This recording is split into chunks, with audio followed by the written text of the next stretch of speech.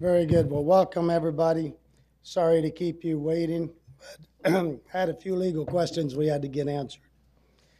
So let's call our meeting tonight for January 25th, 2022 to order. First item on tonight's agenda would be to verify a quorum. Ron Rice, Scott Mulhern, Tim Bowers, Paul White, Here. Danny Bryant, Here? Matias Rosales, Present. Gary Black, Here. Bobby McDermott. Here. Chairman, you do have a quorum. Thank you much. Next item on the agenda, if you would stand and join me in the Pledge of Allegiance. I pledge allegiance to the flag of the United States of America and to the republic for which it stands, one nation, under God, indivisible, with liberty and justice for all. Item number 3 is to elect a chairman for the 2022 year. Mr. Chairman, you take a motion? Yes, sir. I would say that we hold with our tradition of a 2-year term, and I move that you be the chairman of this year. Thank you, sir. We have a motion. Is there a second?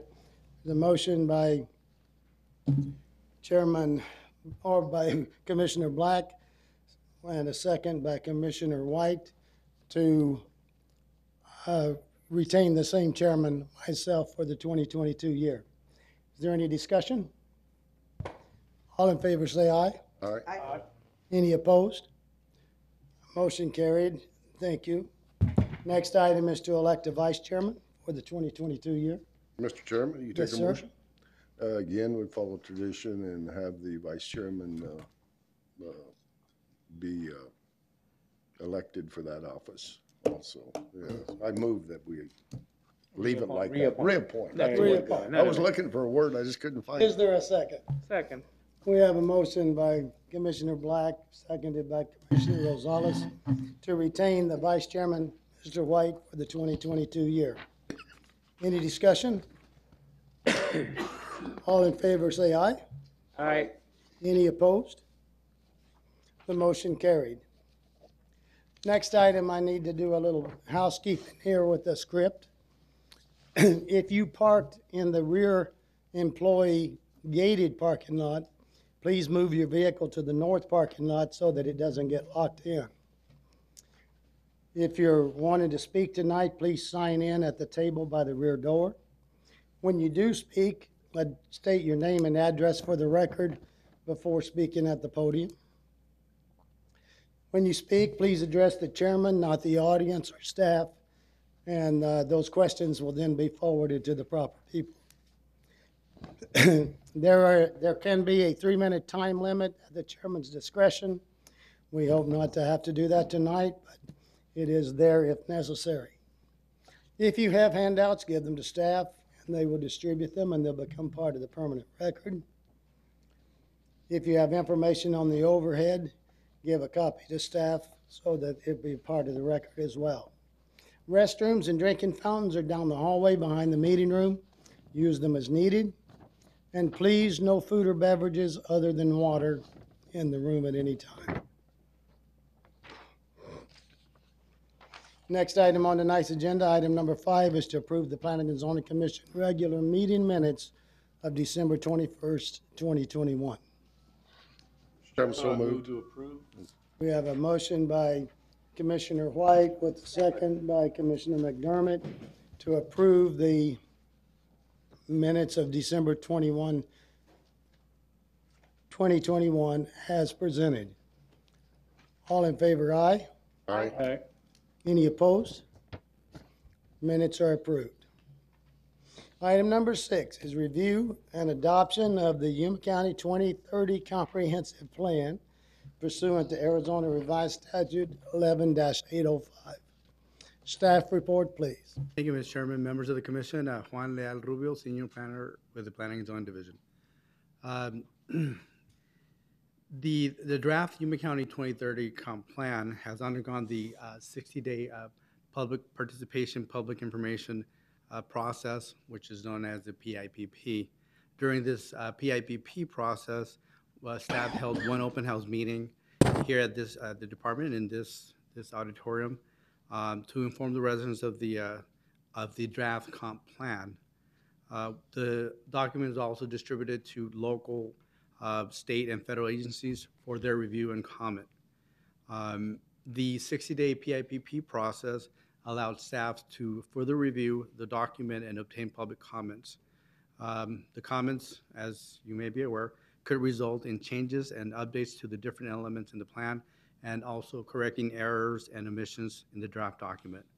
The board took action back in June 7th of 2021, directing staff to keep the existing comprehensive plan adopted February 22nd, 2012, and bring it back with minor changes for adoption. So today I'll be presenting, for the most part, the comments that were provided to staff during this 60-day PIPP process. So getting started with just a little bit of overview what the intent of the plan is and the purpose and effect of the plan. The intent is to accomplish a coordinated, adjusted, and a harmonious development of the unincorporated areas of Yuma County, and the purpose of the effect of the planning of the comprehensive plan.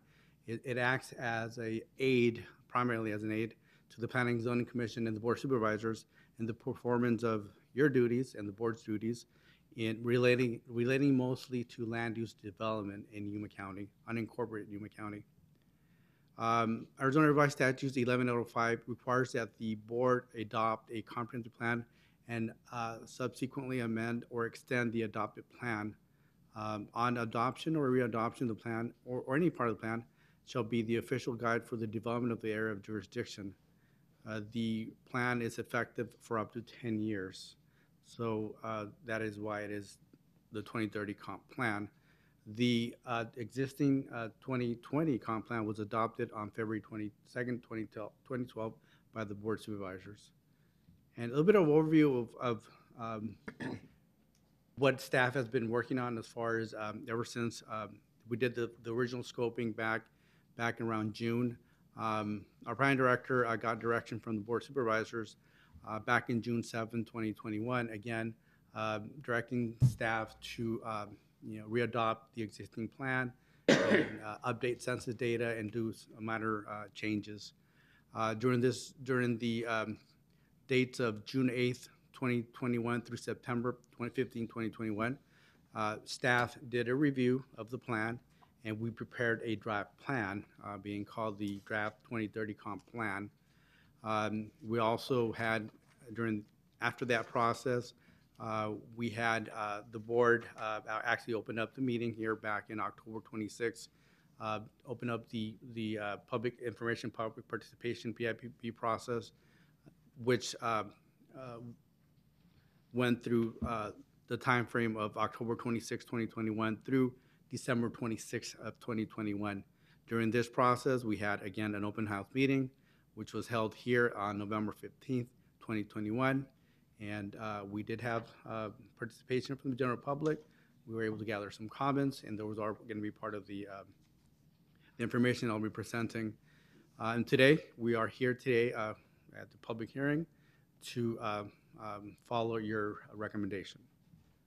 So I know you can't read this here, but I will go over the comments that we were able to gather during this PIPP process.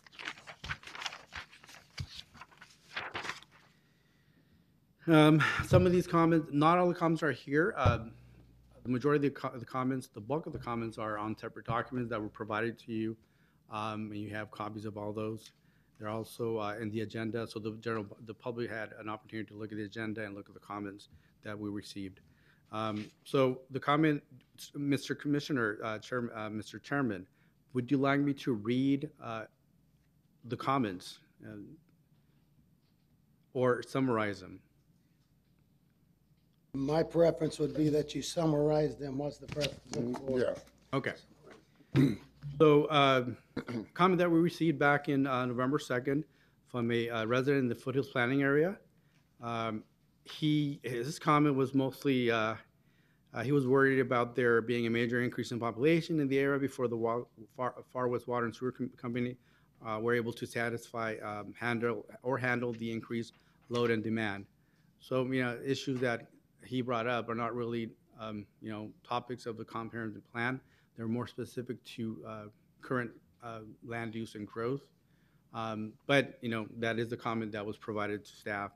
Then we got comments also from YMPO, the chief executive, and some of the comments that he provided, that he identified over 20 errors in the draft, and he actually advised that the staff hire a consultant to work on providing an update to the circulation element of the plan, and offered also assistance with updating data. We have been in close communication with YMPO, and we have been taking notes of their comments, very valuable comments, and we have again, we've been in close communication, and we made a note of most of the comments that he provided staff. Arizona Attorney General made a comment back on October 28th, and the comment was mostly in reference to corrections to the reference of state statutes. Again, we made a note of that, and they're good comments. We received comments from the city of Yuma, and most of the comments that the city provided had to do with updating of maps that would assist not only the unincorporated area of Yuma County, but also areas in the municipality. Maps that have to do with maybe showing a mixture of the city's general plan with the county's comprehensive plan, the land use designations, showing updates to annexation areas. We have been working and talking to our GIS division to work on updating these maps in the future, if that's the direction we get from the board, and whatever your recommendation is tonight. And so most of the stuff that the city provided had to do with updating of maps to add more clarity. And then we got comments from Yuma County Airport Authority. The Yuma County Airport Authority actually gave us a very detailed comments on the circulation element. They were very detailed, very precise, and staff was able to read through them, look at them, and they make sense. I mean, it's actually just changes, updates to information that had to do with studies that they've undergone over the last 10 years, updates to capital improvement projects, updates to terms, and a lot of valuable information. And I take it that they wanted you then to incorporate their comments into the The agencies that that we have acquired comments from or gathered comments from, they recommend that we incorporate their comments into the comp plan. But you've chosen not to do that. You're chosen to wait and see if the board of supervisors wants to do that. We were, Chairman, we will await the board's recommendation. Yes. Okay. We also received comments going down the list from Arizona Game and Fish. And again, mostly updates to specific comments that have to do with the environmental element, and minor changes, changing terms of, for example, replacing the Quigley wildlife area with the Quigley Etchi wildlife area. I guess updates have terms have been updated over the last 10 years, but those are the types of comments they provided. They are also very specific, where in the comp plan, what section, what page these changes should be made. Another example would be, for example, NAFTA was replaced with the United States-Mexico-Canada Agreement in 2020. So those type of changes that they're recommending, and those are the typical comments that they provided to us. Very specific, very to the point, makes it easy on staff. We also got comments from Marine Corps Air Station Yuma. Also very specific comments and recommending that we update maps to reflect changes that um, uh, they've have been changes to their noise maps and other maps that we need to incorporate into our comp plan. Again, the specific comments, and that would be updating our map to reflect changes to noise maps and maps that have to do with the auxiliary airport. So those are the comments that type of comments that the Marine Corps Station provided. Do you want me to go over each one of the comments? Also, I'm looking at the comments that do with updating figures and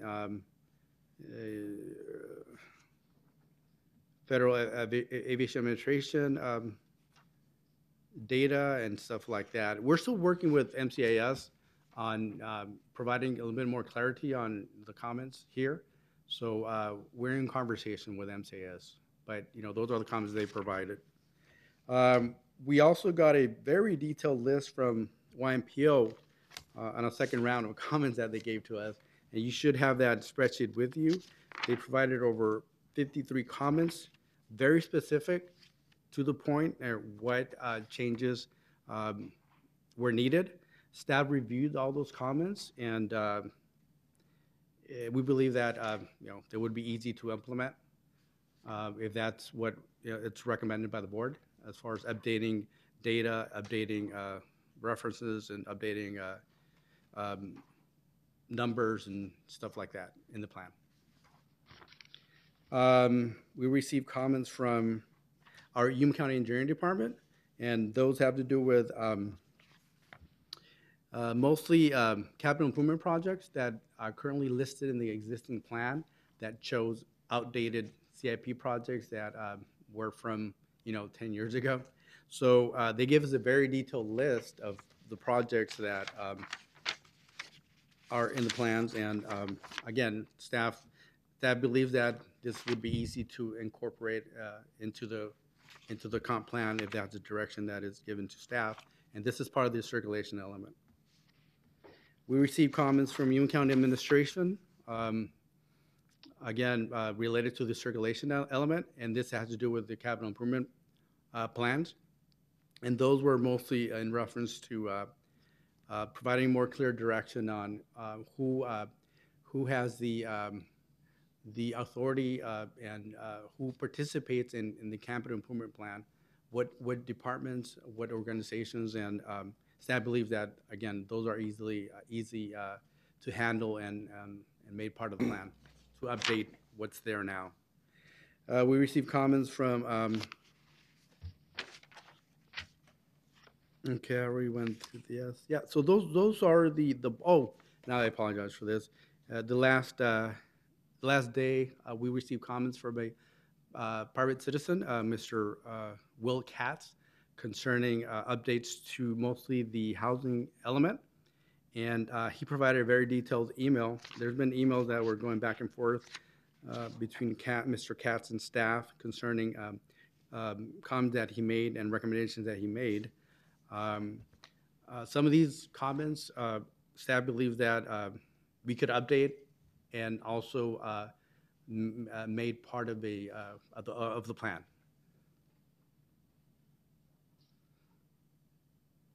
So, and that's a summary of the comments that we have, the staff has received over the last 2-3 months.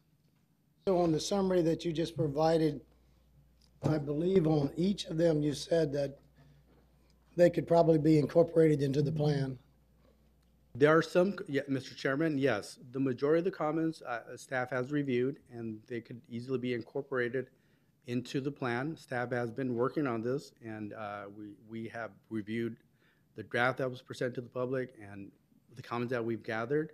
We feel that, yeah, we could incorporate them easily into the plan. Do you think that would improve the plan if you incorporated most of those comments? Staff believes that, yes. It would make the comp plan more valuable, yes. Okay. Oh, go ahead, Yeah, Mary. let Maggie Mr. comment. Chairman, if staff incorporates those, the comments received It'll address the comments obtained during the public information and participation process.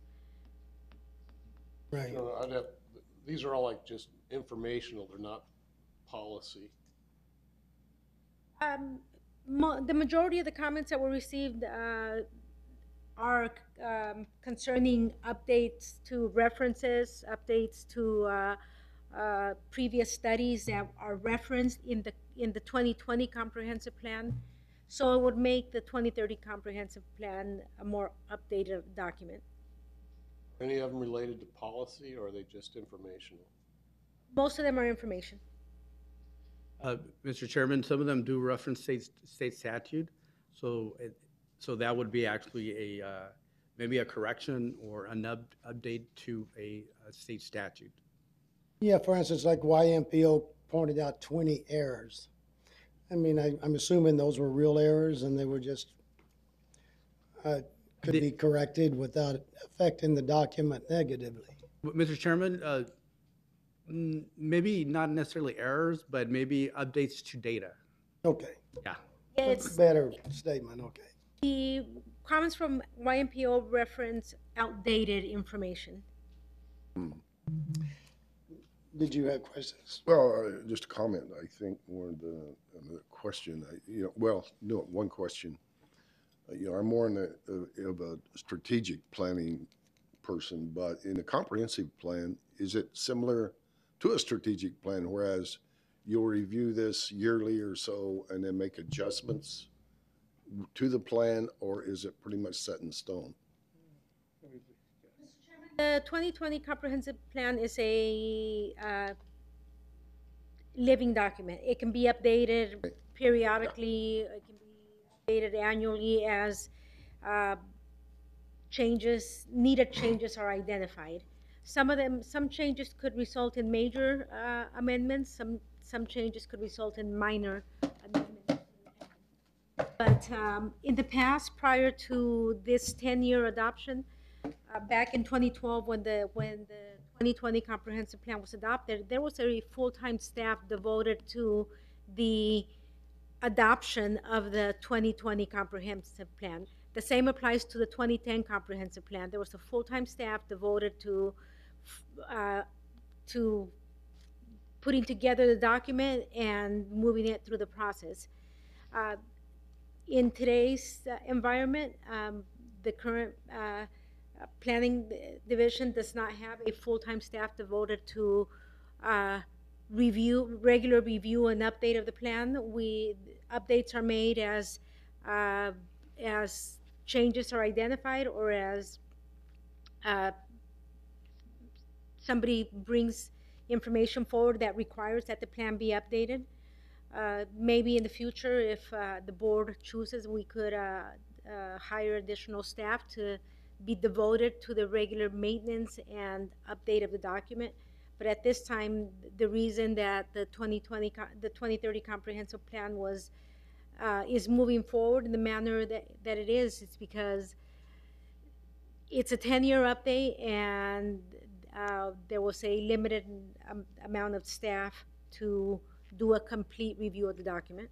But this doesn't have to stop this year. Yeah. You could update it next year, and you could just continually. It's a similar thing on the strategic planning. You get information from your stakeholders, whoever's in that environment, and that information then is I believe, that's, like I say, what I think. And Mr. Chairman, the board could, one of the options that you do have tonight, and that the board will also have, is to make a recommendation on the current plan as it's being presented. So for example, recommend approval of the draft 2030 comprehensive plan.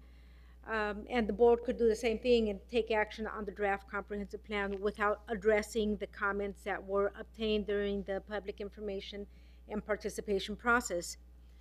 If the board chooses to do that, then staff would move forward after the 2030 comprehensive plan is adopted and bring forward another update to the comprehensive plan sometime later in 2022 to address all of the comments that were obtained during the PIPP.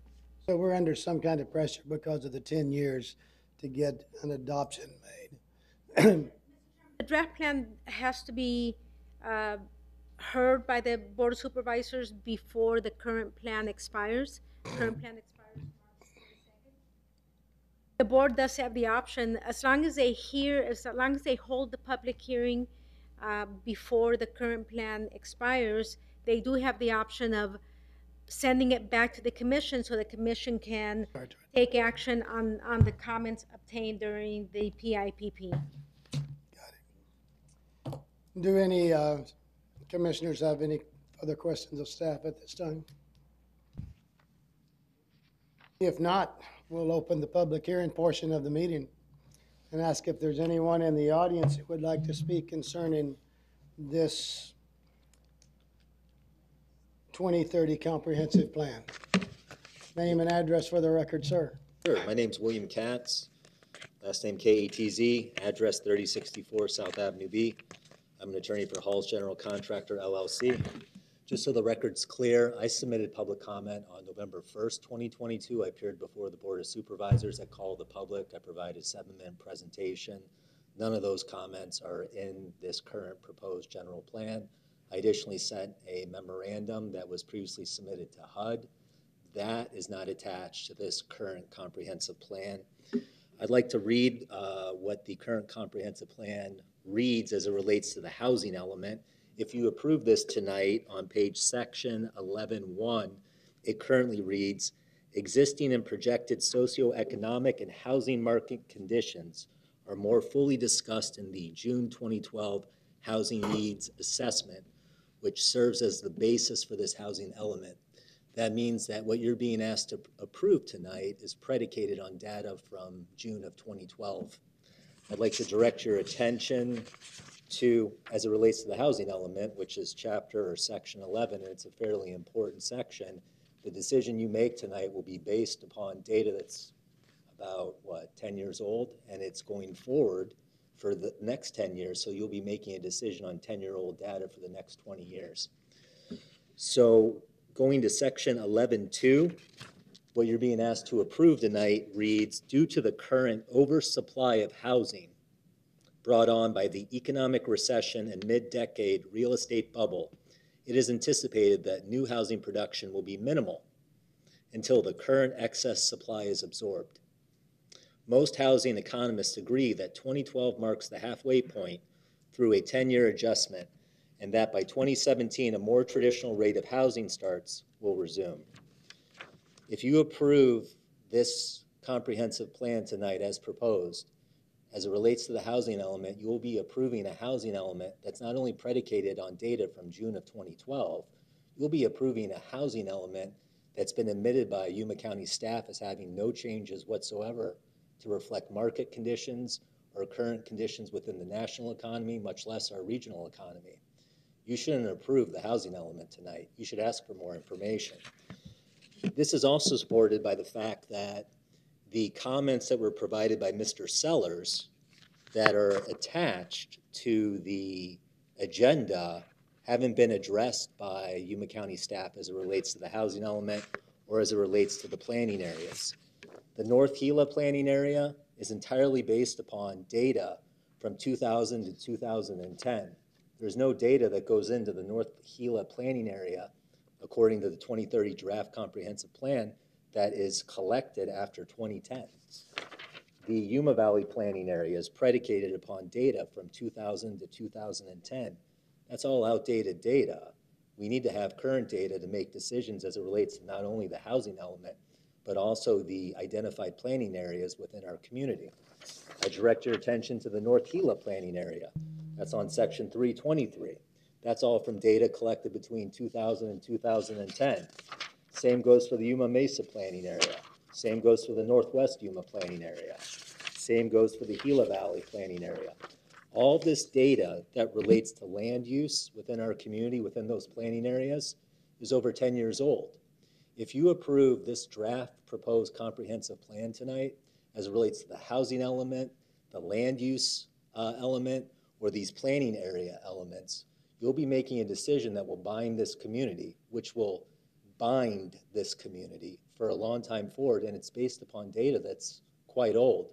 When making decisions for the community, we understand and we believe that we need to have the most accurate data, current data, as it relates to 2022 in the economic situation that faces our community. There's no reference within this comprehensive plan as it relates to the housing shortage, the supply issues that face our community, that present affordability issues to our constituents, to our neighbors, to our friends, to our colleagues.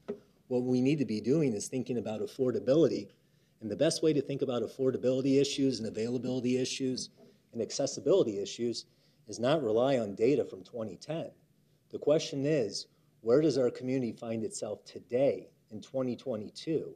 And have we studied these issues appropriately as a community as it relates to our comprehensive plan? Moreover, I'll point out to you that Mr. Sellers, in his various draft red line comments, which are attached, overwhelmingly, none of the suggestions of Mr. Sellers are actually incorporated into staff's proposed 2030 comprehensive plan. I just want to close, and I know you said 3 minutes. I want to respect that. I obviously have a lot more to say. I think 3 minutes is kind of a short amount of time. I know we're all You can continue. We're not going to cut you off right now. I know we're all working together, all right? We're all neighbors and friends, and we're a community. I'm hopeful that the comments I submitted on November 1st, that I took the time to prepare and present to the Board of Supervisors, would have been summarized somewhere in an attachment, like the attachment that was referenced by staff here. Nowhere will you find that summary. I'm hopeful that the memorandum, which we previously prepared and submitted to HUD, which dealt with affirmatively furthering fair housing within our community, I gave that to staff on November 1st, 2022. Similar to all the other government agencies that were allowed to have their comments attached, we would have hoped that our comments would have been attached to this comprehensive plan, not only to assist you, not only to assist staff, but also to allow our community members to review. I think as part of a public participation process, when you look at the actual agenda and all of the attachments that were provided, the attachments and the comments are exclusively from government agencies and government entities. You know, I have to enter an objection as to the record that there are community members and stakeholders within this community that have submitted comments in written form as far back as November 1st, 2021. Those should be attached too. Yuma County staff is trying their best. They're working hard. You've heard about some of the constraints that they have as it relates to their budget. These are all good people. These are all good professionals. They're well-skilled in their trade. We don't stand here in any way questioning that. We're just hopeful that with stakeholders, whether they be private or government agencies, that those comments be attached, not only for your review, but also for the review of the public. It adds to the transparency of the process. We've requested that they be attached in written form, and it's true. Mr. Rubio pointed out that I have submitted a number of additional comments within the last few days and questions, and I believe him when he says he's considering them and evaluating them, and I look forward to working with him as well as his staff in the future. We have the utmost respect for this process. This is a very important process that occurs once every 10 years, and that's why we've committed so many institutional resources to providing our viewpoint on housing within our community. Because if you look at it nationwide or even regionally, unfortunately, there is a shortage of affordable, accessible housing. There should be commentary within this 2020 comprehensive plan that deals with the current status of the market. There should be commentary within this, 2030 comprehensive plan that looks at and does an allocation based on a matrix approach as to the overall vacant land available for development. There is obviously a matrix that deals with land use designations and its allocations therein, but vacant land, which is potentially subject to development within the land use designations, would help us all understand what's available and where we can move forward as a community. Moreover, it helps promote capital investment in our community. This 2030 comprehensive plan, and this will sound like a criticism or a judgment, but it's not. Much of this comprehensive plan currently is based on outdated data that's either 10 years or older. And again, we heard the constraints as to the budget and the staff, and we're all living through the COVID-19 pandemic. We're here as friends, we're here as stakeholders, we're here to support the process. We're here potentially and hopefully to provide information that will be incorporated so that we can all work together. We're here as a resource, and I thank you for your time. I thank staff for its time over the previous days in evaluating my comments, and I'm available for questions as best as possible. Thank you. Commissioners have questions of? Sure, I do. Yes. Aside from the data being updated, do you have any policy Correct. in the plan that you'd like to see changed? Yes. President Trump and Dr. Carson in about 2018 put out a submission for comments from nationwide stakeholders that dealt with elimination of regulatory burdens to affordable housing. And the overall premise is the idea that regulation affects the supply of available land and the supply of available housing, and that the more we lessen burdens such as regulations that could be reformed or revised, it would actually provide more accessibility and affordable housing to our community members. So in that notice and comment period with Dr. Carson and HUD that solicited these comments, a number of supply-side economic comments were produced that allowed President Trump and Dr. Carson and other supply-side economists, to come up with various proposals such as eliminating growth attainment boundaries or urban growth boundaries. The idea that certain lines within our community or certain zoning regulations add layers of cost to not only land but housing production is very important for us to consider and what we can eliminate. The comprehensive plan, both as a planning document and as a document moving forward, is a place where we can talk about whether we need certain urban growth boundaries within Yuma County, where there is not development allowed, as opposed to where there is, because that artificially inflates the cost of certain land, and as it relates to other landowners, it suppresses the value of their land. One of the things that Dr. Carson and President Trump identified is that when government gets out of the way of the free market economy, it allows folks to make cost-based decisions on where development can occur and should occur, and will be more expedient in addressing the housing crisis that is clearly nationwide. And obviously there's an affordability crisis within our own community that we can work together in increasing the supply of available land for development that will also address the affordability issues. Where specifically in our plan do you see those restrictions that you think should be removed? And you kind of caught me off guard on that one. Within our memoranda, we have proposed a number of lines that could be removed or altered, yes. And I'm hopeful to present that to you in a more detailed fashion. Okay, I didn't have a chance to read it. Are you suggesting things like, say, that have to deal with prime ag or that have to do with boundaries along the Berry Goldwater? Well, obviously, our perspective is there are certain boundaries that can't move, and we identify those. There are other boundaries that have been identified previously as ag preserve that could be reevaluated in certain spots and then others maintained, yes. And one of our overall requests is that that memo actually be presented to you and be a part of your packet, as well as the other memos that we've submitted, which currently are not a part of your packet. Any regulations besides boundaries that you're interested in? Yes, our research and development department has a number of development standards which are identified within the comprehensive plan or referenced by analogy, which we believe could be either reduced or eliminated, that would overall maintain quality and keep quality where it is, but also promote affordability and accessibility. Yes. Thank you for your time. Any other commissioners have questions? Thank you. Thank you so much. Thank you again. Thank you, everyone. Appreciate it. Thank you for your time. Anyone else in the audience tonight would like to speak concerning this comprehensive plan?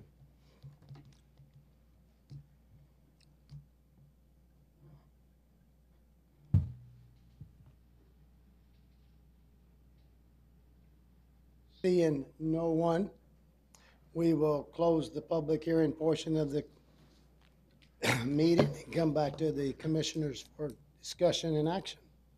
Mr. Chairman, I just question staff. So are you anticipating that we're going to get this back with some of the changes being suggested, or are we going to get back as adopted, as it's proposed, and then look forward to changing it in the future? We don't know. Mr. Chairman, it depends on the action that the Board of Supervisors takes. The board, like I said, the board could choose to adopt the plan as it's being presented, or they could return the plan back to the Planning and Zoning Commission so that staff can incorporate the changes that were obtained during the PIPP. So one of the recommendations we could make is that we send this up to the Board of Supervisors with the suggestion that they hold their hearing and then send it back to us to work with staff to try to incorporate the community's concerns into this document. Mr. Chairman, if that's the action that you would want to take, my suggestion would be that the motion be to approve the document with incorporating the comments that were obtained during the PIPP. That would mean incorporating all of them.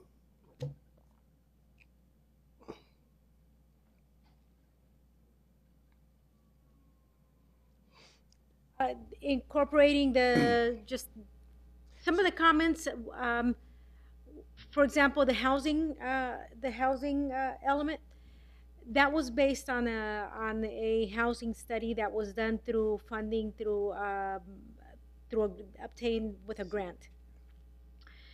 So to do another housing study, the board would either have to set funds aside to hire a consultant to do another housing study, or they would have to obtain another grant to do another housing study. Well, I mean, Some comments kind of. can easily be. But you don't really have to do a housing study to know that there's not an oversupply of housing now. Well, Mr. Chairman, the information in the housing element was based on a housing study that was Understand. done by professionals in the housing market.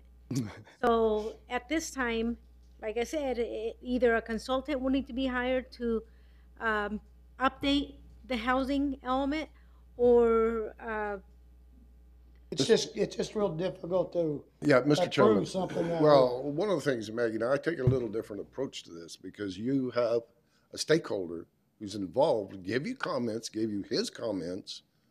And, you know, from what I listened to, he's pretty accurate in what he said.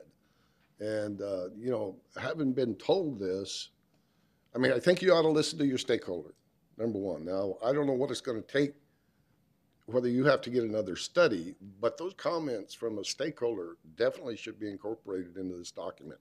That's my opinion. I have a question. I mean, for the email that you, Mr.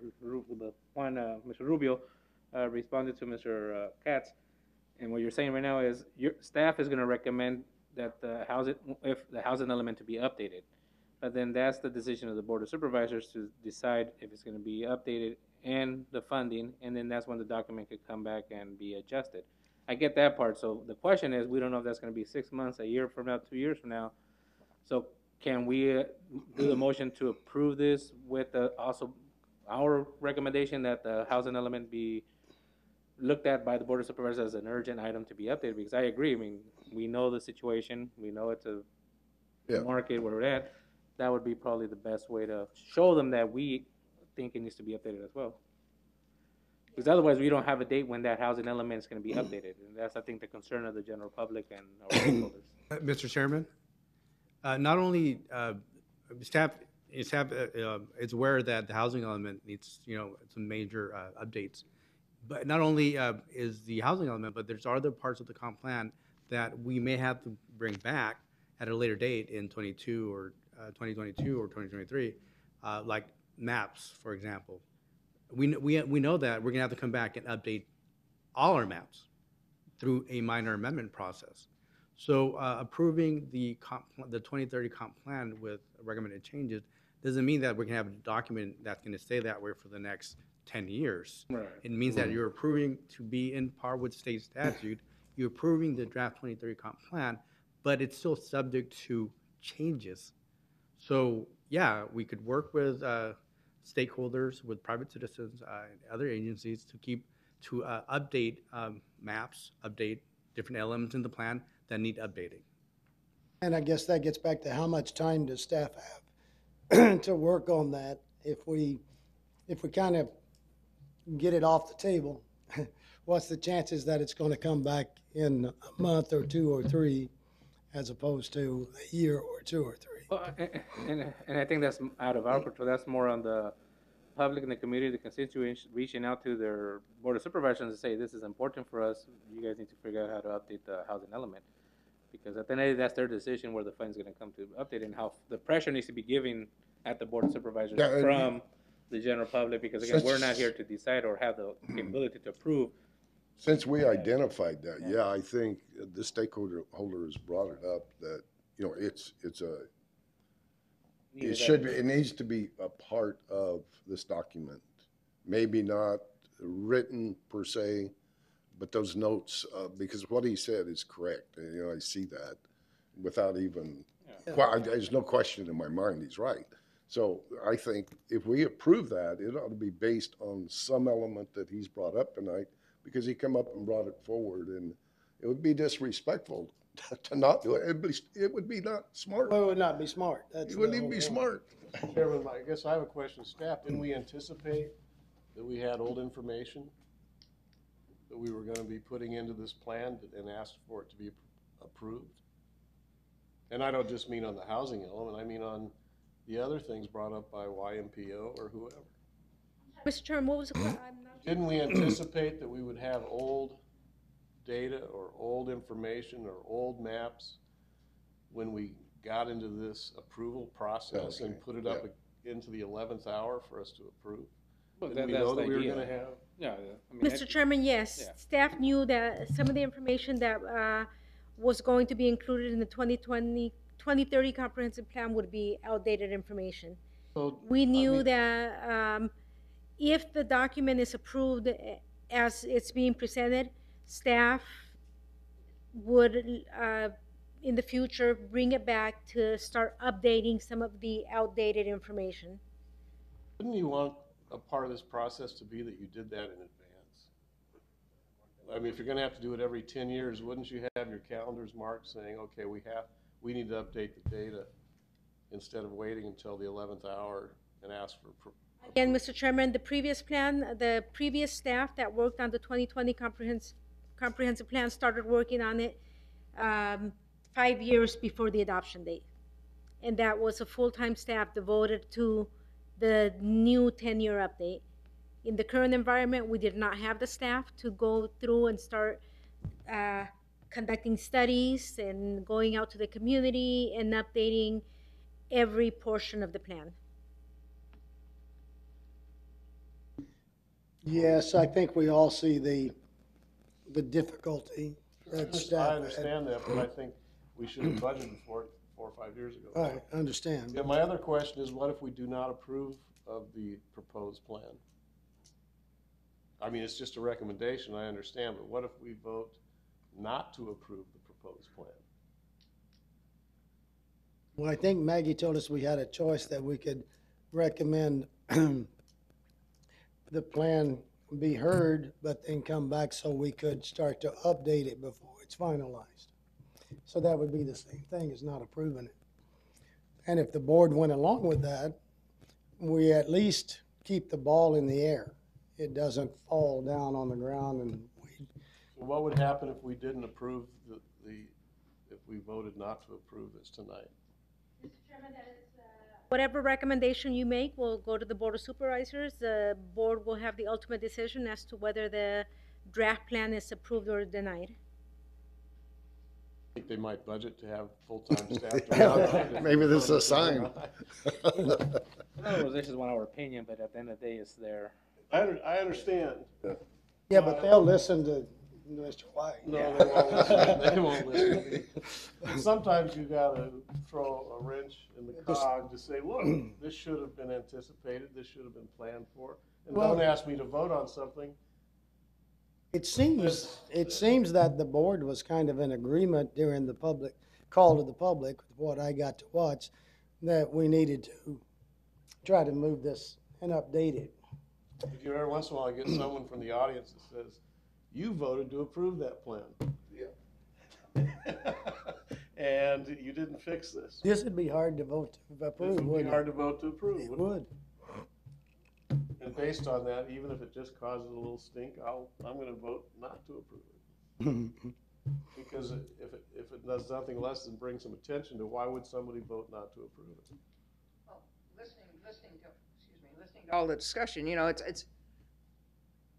you've gotta have current data to make any type of a decision that means anything. So in my mind, I'll be happy to vote to not approve it and forward it to the Board of Supervisors because we don't have the proper inputs to make the plan valuable to anybody. I think I feel a motion in a second coming on here. Well, the other thing to me is that if we're gonna do this every 10 years, because I sat through the original process, and it was painful. We met twice a week, maybe, I don't know, and argued over whether the word should be shall or will, for on and on and on.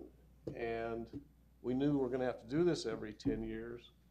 Why didn't county administration budget to have this done properly? It's an important document, it is. Important document. Yeah. It's too important to put 2012 housing data in as a fact. Well, so much has changed, and Yes. you know, we've all lived through it, and And it'll change 2 years from now, the housing well, sure. market. Of course. So, but at any rate, if you'd like to move on, I would move to deny, or whatever the proper form is. Recommend denial. Recommend denial. We have a motion by Commissioner White. Is there a second? There is a second by Commissioner McDermott to recommend to the Board of Supervisors that we do not adopt or approve the 2030 comprehensive plan as presented. And just as a finding, I'm gonna say it's because it's got Data too old. incorrect information. Mr. Chairman, I think you put the right words as presented to it. I think that's clear. And I hate to play devil's advocate here because we just went through this in the city of San Luis. It took our staff, and shorthanded as it is, they started working on it 2 years ago. And I understand this is a working live document. It's not something that if we approve, it can't be changed. So I get the budget side of it as well. And I also understand the importance of approving this to comply with state statute. So it puts staff in a situation where Yeah. the Board of Supervisors at the end of the day has to decide. So, Mr. You want to say something, Mr. Rubio? No, we And so I'm understand not the picking pressure's on you staff, I'm guys. picking on the Board of Supervisors. Absolutely. Mr. Chairman, I just want to make a comment. If this draft gets approved as a, what's being presented to you tonight with recommended changes that we received during the 60-day PIPP process, staff feels confident that we could incorporate most of these comments into a new draft. Most of the comments, not all of them. Okay, for example, the housing element. That is going to be challenging because of the lack of funding for a study.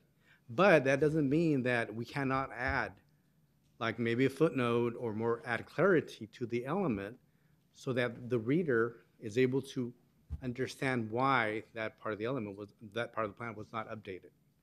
But staff feels pretty confident that we could address most of the comments that we have received as far as data, as far as errors, emissions, references, stuff like that. And I think we're confident that you could too. I think it's just very uncomfortable to sit up here and make decisions on 2012 data that we all know is not even close to accurate. And Mr. Mr. Chairman, that's Chairman, why- one point, I understand what you're saying, but one of the things you can do, and we do it as a strategic planner, we do it. You go back to your state, based on stakeholder XXX, this is why we recommend this. I mean, all you have to do is make a recommendation, not necessarily a consultant, but you're making that own decision based on what a stakeholder says. And I believe that is firm and proper. Well, that's what he's saying by adding a footnote in the Yeah. comments. I mean, that's what I'm saying. That he's saying what you're saying in a different way. Yeah. I mean, that's what he's saying. They could add that comment or footnotes into the section that this data is outdated due to this and this, which.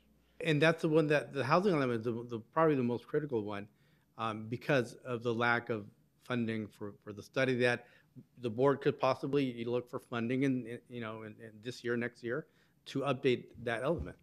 But you would still have the majority of the comp plan up to date. Right. No, I get it. Yeah. You're still asking me to vote on something that's not in it. So there is a motion and a second. Is everybody comfortable with the motion and the second? You're good?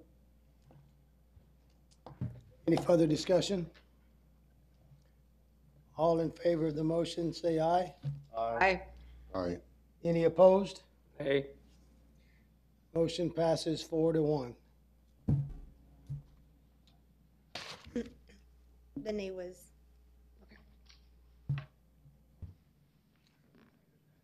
I understand. It's fine. Item number 7 on tonight's agenda is discussion by commissioners, members, planning directors of events, current events, schedule of planning commission meetings. Anyone have anything to offer? Just to follow up, we talked last meeting about these special use permits for additional dwellings. And I know Mr. Fahili's not on the call, but I'm just curious if we had any discussions with council regarding when we do a additional dwelling and there's a statement that they cannot rent it, but they can rent the main dwelling. And who knows, maybe that should be part of this plan, policy change, but I wondered if we had any conversation with Mr. Fahili. Mr. Chairman, staff has not had that discussion with legal counsel. Okay. Well, I'd like to see that because that does seem like a special use permit goes with the land. And,